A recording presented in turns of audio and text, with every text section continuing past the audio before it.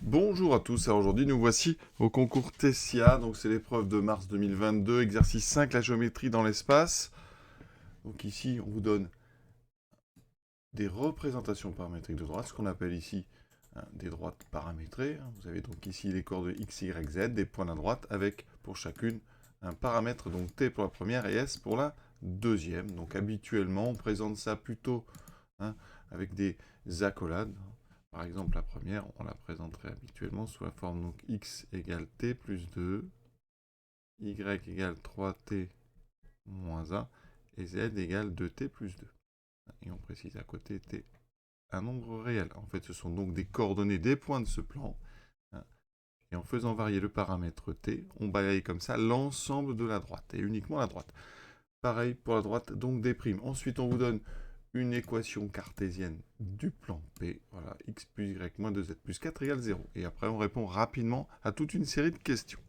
Question L4, donc réponse brute, donnée sans justification, un vecteur directeur de D et un vecteur directeur de D'. Alors, on va les écrire en haut pour revoir nos repères donc x égale t plus 2, donc on va écrire 2 plus t. Ensuite, y égale 3t moins 1. Alors, habituellement, on écrit plutôt moins 1 plus 3t, paramètre après. Et z égale 2t plus 2, donc 2 plus 2t.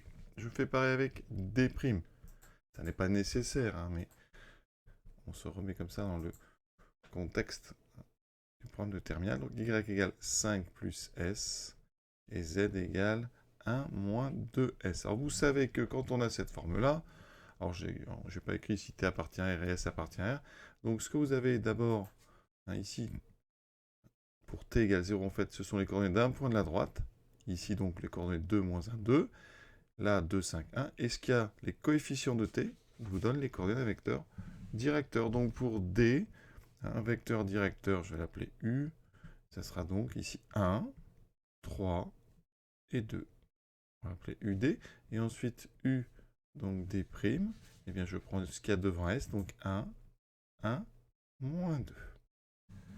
Voilà, on va peut-être en avoir besoin, donc on les garde.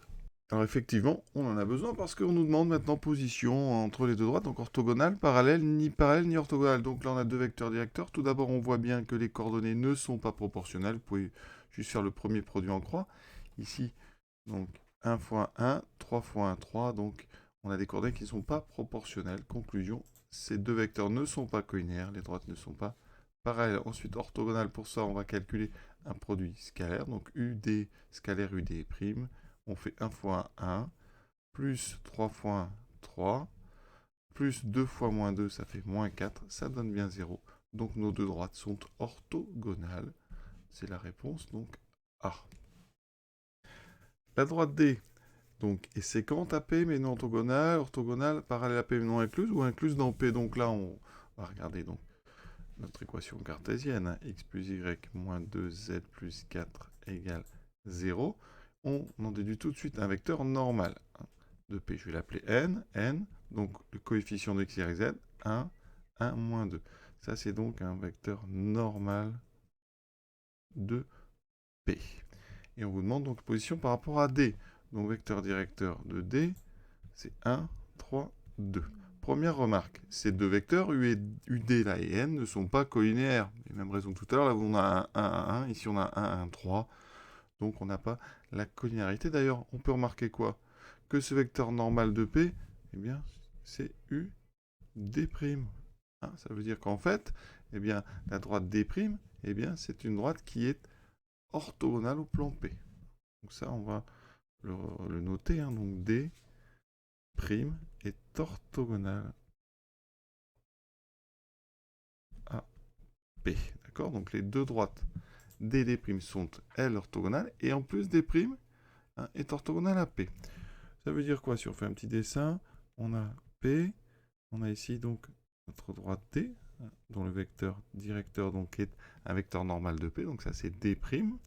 Et on sait que la droite D est orthogonale à D', donc en direction, elle peut être, donc ici elle va être forcément déjà parallèle à P. Alors elle peut être parallèle à P incluse ou totalement en dehors. Donc déjà, D' est donc orthogonale à P. Comme D, on a démontré qu'elle est orthogonale à P, on a donc une première chose, c'est que D et P sont parallèles. Donc D parallèle à P. Donc je refais, D' est orthogonal à P, D et D' sont orthogonales, donc D est parallèle à P. Ensuite, comment savoir donc la position maintenant? Eh bien, on va prendre un point de la droite. Donc ce point, c'est simple. Je vous l'ai dit, on va prendre le point de coordonnée 2, moins 1, 2. Le point qui correspond au paramètre T égale 0. Donc ce point, je vais l'appeler A, donc de coordonnées, donc 2, moins 1, 2. Ce point, il appartient donc à droite D. On va voir. Est-ce qu'il appartient au plan P ou pas? Donc, on remplace dans l'équation du plan P. Donc, ça me fait 2 plus moins 1 moins 2 fois 2 plus 4. Est-ce que ça fait 0? Ça fait 2 moins 1 moins 4 plus 4. C'est différent de 0. Donc, le point A n'appartient pas au plan P. Mais il appartient à droite D. Donc, la droite D ne peut pas être incluse dans le plan P. Conclusion, elle est donc strictement parallèle. Et donc, si on pourrait faire une petite représentation, on est comme ceci. Elle n'est pas dans le plan. Elle est dans le dehors totalement. Donc, ça veut dire qu'elle n'est pas incluse dans le plan. Elle est parallèle, mais non incluse. Donc, pour cette chose-là, donc vous prenez un point de la droite, vous vérifiez. Est-ce qu'il est ou pas dans le plan? S'il est dedans, la droite entière sera dans le plan. S'il n'est pas dedans, la droite entière sera excluse du plan. On compte. Question 31. La droite D'. Maintenant, par rapport à P, elle est comment? Mais je vous l'ai dit. Hein, vous avez remarqué normalement que le vecteur UD', il était normal au plan P. Donc, on a déjà répondu à cette question. Ça veut dire que, eh bien, la droite D' est orthogonale à P. C'est donc la réponse B. Donc ça va très vite. Remarque, alors qu'il va prendre un petit peu de temps, mais on aurait pu faire la question précédente en cherchant l'intersection entre D et P, hein, sans regarder absolument les vecteurs normaux et directeurs. Pour ça, vous prenez la représentation de D, vous la mettez à l'intérieur de l'équation cartésienne, c'est-à-dire vous remplacez x, y et z par, eh bien, ici, vos équations à paramètres, ça fait donc 2 plus t, plus y, donc plus moins 1 plus 3t, moins 2 fois z, donc 2 fois z plus 2t, plus 4, et on met égal 0. Et on cherche à résoudre. Voilà. Est-ce qu'il y a une solution ou pas? Est-ce qu'il y a une infinité de solutions? Donc ici, eh bien, ça nous fait, alors dt, j'en ai, on va commencer par les t tout de suite, t, plus 3, 4t, 4t moins 4, j'en ai donc, ça fait 4t moins 4t, vous voyez qu'il y aura plus de t déjà. Ensuite, on a 2, moins 1, ça fait 1, moins 4, ça fait moins 3, plus 4, ça fait plus 1 égale 0. On trouve 1 égale 0, donc évidemment que c'est impossible. Donc, D et P n'ont pas d'intersection. Et alors là, il n'y a pas 10 000 possibilités. Quand un plan et une droite n'ont pas d'intersection, c'est forcément que la droite est parallèle au plan, strictement. Voilà comme on aurait pu faire. Vous voyez, ça va assez vite, parce que, effectivement, on n'a pas de solution. Pour la question donc 31, donc celle qu'on vient de faire avec D', on fait la même chose. Le problème, vous allez voir, c'est que là, il y a une intersection. Donc on a 2 plus S. Je remplace donc Y par 5 plus S et Z par 1 moins 2S. Plus 4 égale 0. Les S, j'en ai combien? 1, 2, et ici j'en ai 6. Ça fait donc en tout, 6. 2 et 4, 6. Ensuite 5 et 2, 7. 7 moins 2, 5. 5 et 4, 9. Voilà, et je trouve une valeur de S. Et ça me donne, vous voyez, S égale moins 9 sur 6, c'est-à-dire moins 3,5, donc ici moins 1,5. Alors, on ne va pas calculer quand il y a l'intersection. Ce qui est intéressant, c'est qu'avec ça, on n'a qu'une intersection. Et donc, vous voyez, j'ai déjà rayé, mais ça permet d'enlever la position parallèle et incluse. Vous n'avez qu'un point d'intersection, la droite n'est pas parallèle au plan. Vous n'avez qu'une seule point d'intersection, elle n'est pas incluse dans le plan non plus. Donc elle est séquente au plan. Alors pour l'orthogonalité, par contre, on va être obligé d'aller regarder justement le vecteur normal du plan. Donc c'est à ce moment-là qu'on peut peut-être avoir l'idée d'aller faire n. De regarder avec le vecteur directeur de la droite. Et là, à ce moment-là, on se rend compte que ce sont des vecteurs collinéaires, même ils sont égaux. Donc forcément, eh bien, on s'aperçoit à ce moment-là que la droite D' est orthogonale à P. On continue. Alors, on est toujours dans le même repère orthonormé. Et là, on considère 5 points de l'espace. Alors, il y a un point A, on oublie celui que j'avais pris tout à l'heure, hein, d'accord? Et on vous dit déjà une première action, les points ABC sont coplanaires. Alors, c'est pas la peine de réfléchir, vous n'avez que 3 points. 3 points sont toujours coplanaires.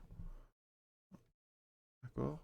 Ils peuvent être alignés, mais ils sont forcément coplanaires. C'est-à-dire que vous pouvez trouver un plan qui passe par ces 3 points. Autrement dit, soit ils sont alignés, dans ce cas-là, vous prenez n'importe quel plan qui comprendra contiendra la droite AB, ou alors il se forme un triangle, hein, d'accord, non plat, et dans ce cas-là, eh bien, vous avez un plan défini par A, B et C. Donc ici, alors, vrai ou faux, ben, c'est donc vrai, évidemment vrai. Donc on raye faux.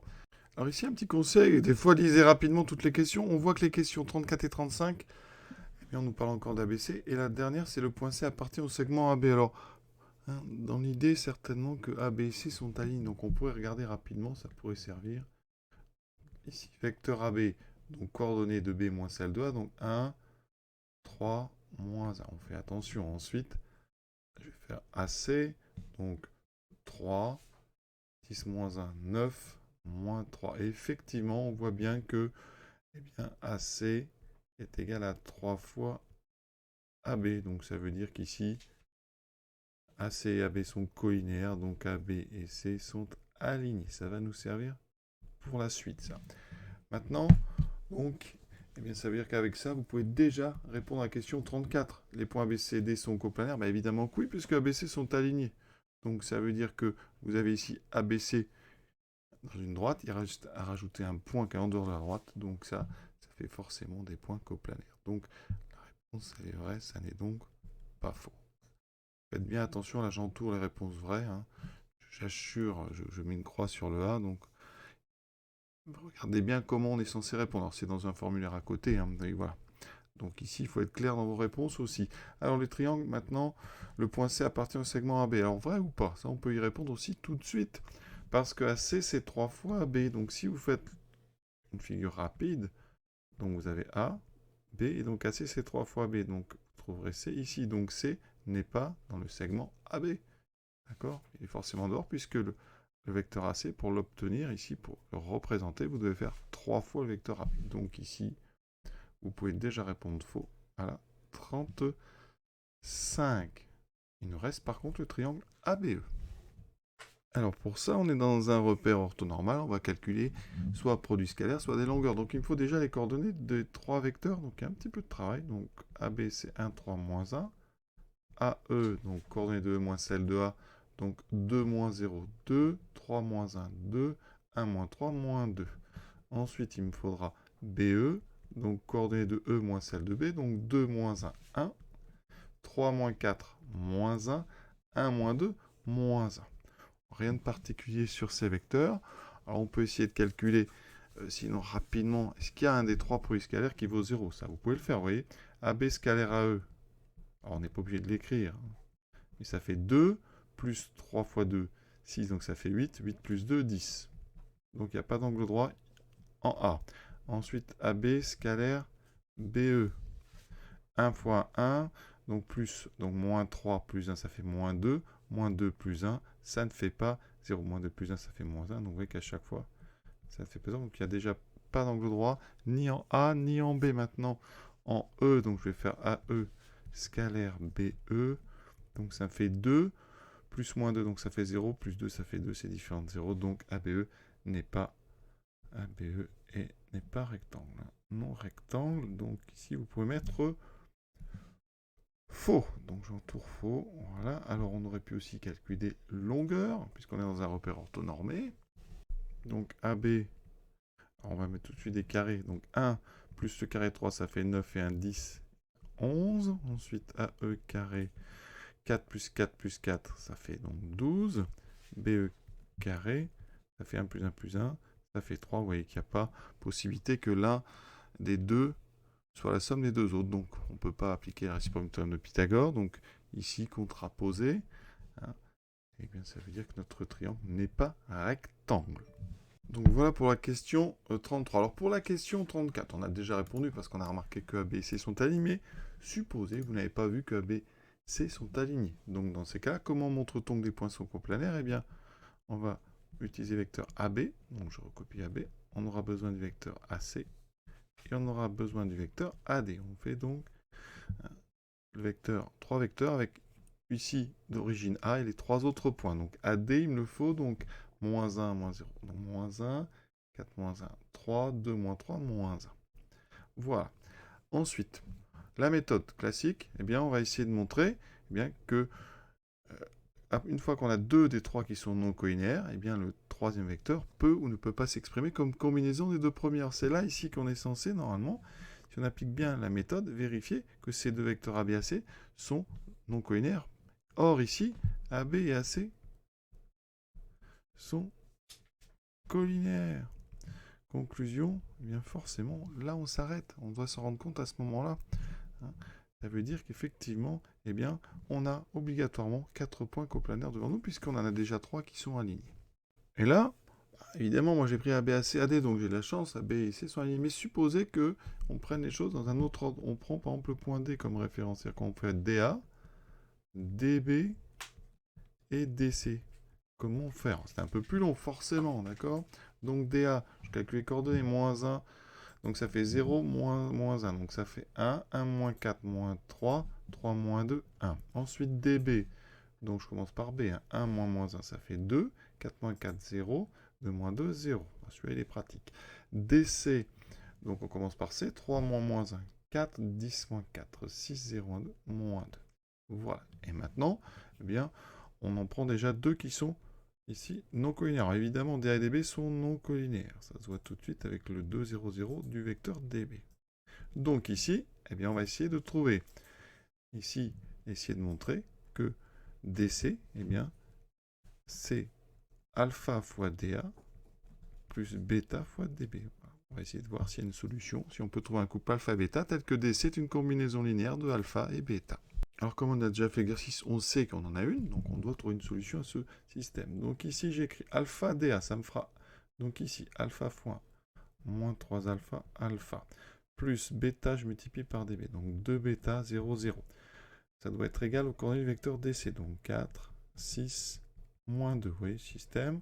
Alors on résout, alpha est égal à moins 2, on a de la chance. Deuxième ligne, on retrouve alpha égale 6 sur moins 3, donc moins 2, c'est parfait. Et donc on a une solution. Cette solution, c'est 2 bêta égale 4 moins alpha, donc moins 2. Conclusion, eh bien on trouve alpha égale moins 2 et bêta égale donc 6 divisé par 2, 3. Effectivement, DC est égal à moins 2 fois DA plus 3 fois DB. Et on en déduit que donc, eh bien, le vecteur DC est une combinaison des vecteurs DA et DB. Donc le point C appartient au plan ABD. D'accord? C appartient à ABD. Donc effectivement, A, B, C et D sont coplanaires. Vous voyez, dans tous les cas, de toute façon, quel que soit votre choix de vecteur, vous devez retomber sur la même conclusion. Voilà, cet exercice 5 est déjà terminé. À très bientôt.